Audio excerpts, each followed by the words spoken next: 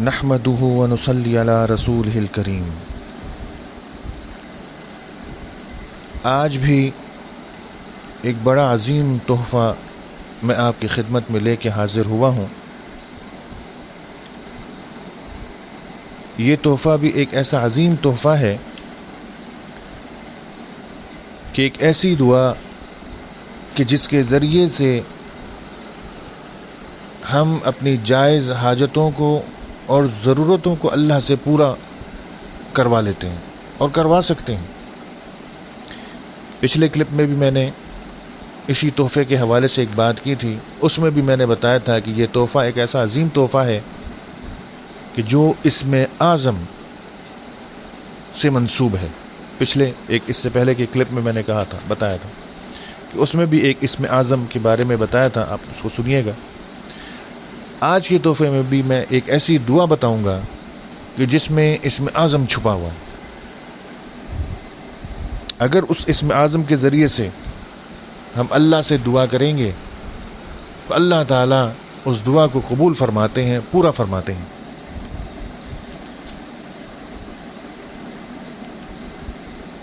حضرت بریدہ رضی اللہ تعالی عنہ فرماتے ہیں کہ حضور صلی اللہ علیہ وسلم نے ایک شخص کو چند کلمات کہتے ہوئے سنا.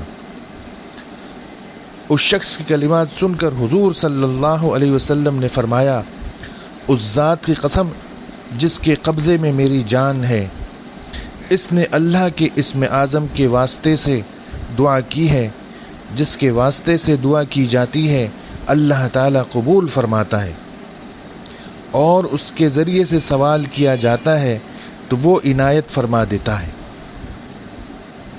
اب وہ شخص, اس نے کیا دعا مانگی کہ جس کے اندر اسم اعظم چھپا ہے, وہ میں ابھی آپ کے سامنے پیش کرتا ہوں.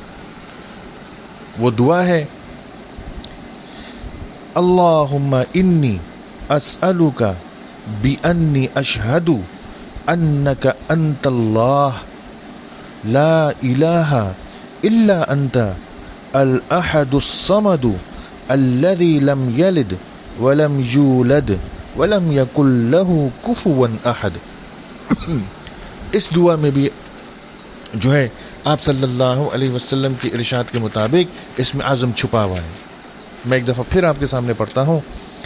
اللہم انی اسألک بانی اشہد انک انت اللہ لا الہ الا انت الاحد الصمد الذي لم يلد ولم يولد ولم يكن له كفوا احد. اس دعا میں بھی اسم اعظم چھپا ہوا ہے, اور اس دعا کے ذریعے سے بھی جب ہم اللہ تعالیٰ کے سامنے اپنی حاجت اور ضرورت, جائز حاجت اور ضرورت کو پیش کریں گے تو اللہ تعالیٰ ہماری دعا کو قبول فرمائیں گے.